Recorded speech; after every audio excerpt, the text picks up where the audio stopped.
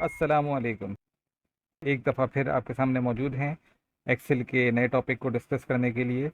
और ये हमारी 14th वीडियो है जिसमें हम आज डिस्कस करेंगे सॉर्ट एंड फ़िल्टर के ऑप्शन को, जो कि बड़ी यूज़फुल और बड़ी वर्सटाइल एप्लीकेशन प्रोवाइड करता है वर्कशीट पे काम करते हुए।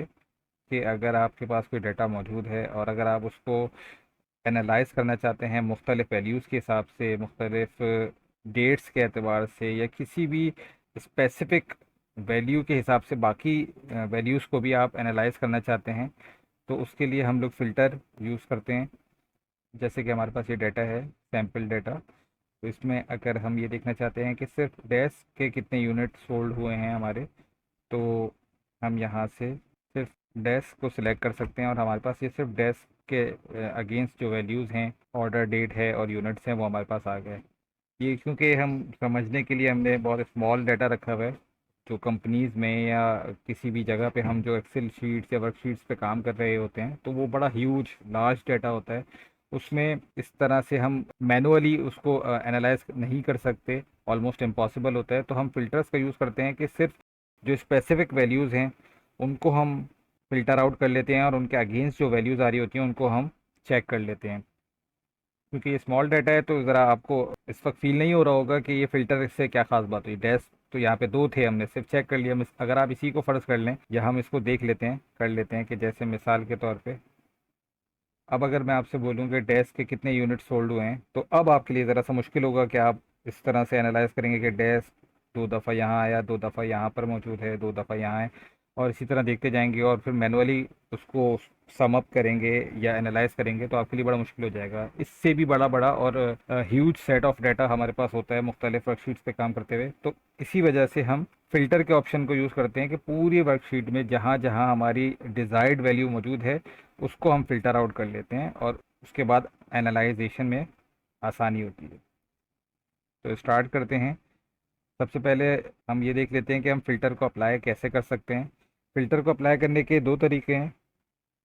ये हमारे पास होम टैब में जो सेकंड लास्ट ऑप्शन है वो सॉर्ट एंड फ़िल्टर का होता है।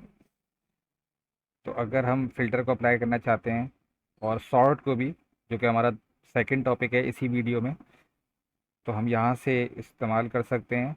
यहाँ पे जाके हम जब फ़िल्टर को अप्लाई करेंगे तो हमें एक एरर दे देगा नहीं, पहले हमें डाटा को सिलेक्ट करना होगा, उसके बाद हम फ़िल्टर को अप्लाई करेंगे। तो पहला तरीका तो ये है कि हम यहाँ से फ़िल्टर के ऑप्शन को सिलेक्ट कर सकते हैं। दूसरा तरीका ये है कि हम कीबोर्ड के शॉर्टकट के ज़रिए फ़िल्टर अप्लाई कर सकते हैं। और कीबोर्ड का जो शॉर्टकट है फ़िल्टर को अप्लाई करने के लिए वो है कंट्रोल शिफ्ट प्लस एल। जब हम control shift plus L press करेंगे तो वही फ़िल्टर हमारे पास अप्लाई हो जाएंगे, जो कि हमने यहाँ से सिलेक्ट करके इंटरफेस के ज़रिए जो हमने अप्लाई किए थे। तो ये दो तरीके थे फ़िल्टर को यूज़ करने के लिए। उसके बाद हम आ जाते हैं टाइप्स ऑफ फ़िल्टर। फ़िल्टर जब हम अप्लाई कर लेते हैं तो हमारे पास जो हेडर्स होते हैं वहाँ पर इस तरह से ये बॉक्स अपीयर हो जाता है जितने भी कॉलम्स पे हमने फ़िल्टर अप्लाई किया होता है। उस पर जब हम क्लिक करते हैं तो हमारे पास ये ऑप्शंस नज़र आते हैं। ऊपर सॉर्ट के ऑप्शंस होते हैं और नीचे फ़िल्टर के। एक्चुअल फ़िल्टर जो मोस्टली यूज़ होता है हम उसको डिस्कस कर लेते हैं कि बाय वैल्यूज़, कि जो कॉलम में जितनी वैल्यूज़ हैं उसके हिसाब से फ़िल्टर के उन वैल्यूज़ में से आप किसी एक को फ़िल्टर करना चाहते हैं या दो को, या किसी एक को एक्सक्लूड करना चाहते हैं या एक से ज़्यादा को एक्सक्लूड करना चाहते हैं, तो वो यहाँ से कर सकते हैं। कि जैसे मैं चाहता हूँ कि सिर्फ डेस्क की जो वैल्यूज़ हैं वो मुझे विजिबल हो जाएं, तो जो डेस्क था वो फ़िल्टर आउट हो गया, उसके अगेंस्ट जो वैल्यूज़ थी वो फ़िल्टर आउट हो गई। अब आप बड़ी आसानी से एनालाइज कर सकते हैं डेस्क से रिलेटेड जो भी वैल्यूज़ हैं उनको। जैसे आपने डेस्क के कितने टोटल यूनिट सोल्ड हुए, तो आपने ये जो दो वैल्यूज़ हैं उनको सिलेक्ट कर लिया और यहाँ पर हमारे पास सम नज़र आ रहा है कि ये 7 यूनिट्स हमारे पास सोल्ड हुए हैं। इसी तरह अगर आप डेस्क नहीं चाह रहे, आप चाह रहे हैं पेन, पेन सेट और पेंसिल के कितने यूनिट सोल्ड हुए हैं, तो ये पेन, पेंसिल और पेन सेट के यूनिट्स हमारे पास सामने विजिबल हो गए। और हमने जब इनको सिलेक्ट करा तो यहाँ पर हमारे पास सम नज़र आ गया कि 126 टोटल यूनिट सोल्ड हुए हैं। तो ये हम फ़िल्टर की वैल्यूज़ को इस तरह एक्सक्लूड या इंक्लूड कर सकते हैं। सिर्फ एक अगर हम वैल्यू चाहते हैं कि वो एक्सक्लूड हो जाए तो ये सिलेक्ट ऑल पहले से बाय डिफ़ॉल्ट मौजूद होता है। हम पेन को एक्सक्लूड करना चाहते हैं और देखना चाहते हैं कि उसके बाद क्या वैल्यूज़ हैं, तो वो इस तरह कर सकते हैं। इसी तरह अगर आप चाहते हैं डेट वाइज फ़िल्टर करना चाहते हैं कि 2015 में अक्टूबर के महीने में कितने यूनिट सोल्ड हुए, तो वो आप बिल्कुल नैरो डाउन करके इस तरह से आप उसे फ़िल्टर आउट कर सकते हैं।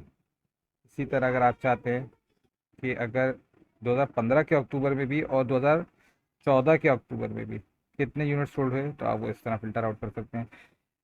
तो ये तो है कि एक कॉलम पे हमने एक फ़िल्टर अप्लाई करके देखा और उसके हिसाब से हमने वैल्यूज़ को एनालाइज करा। अगर आप चाहते हैं तो आप फ़िल्टर की नेस्टिंग भी कर सकते हैं कि पहले आप एक कॉलम पे फ़िल्टर अप्लाई करें, उसके बाद जो वैल्यूज़ हमारे पास सामने आए उन पे भी फ़िल्टर अप्लाई करें, उसके बाद जो वैल्यूज़ हमारे पास सामने आए उन पे भी फ़िल्टर अप्लाई करें, यानी कि बिल्कुल नैरो डाउन करके आप स्पेसिफिक चीज़ जो आप चाहते हैं कि आप एनालाइज करें या देख सकें, उसको आप फ़िल्टर आउट कर सकते हैं। जैसे पहले मैंने देखा कि मैं 2015 में मेरे पास क्या रिपोर्ट रही है, उसके बाद मैंने देखा कि 2015 में पेन सेट और पेंसिल की क्या सूरत हाल रही है।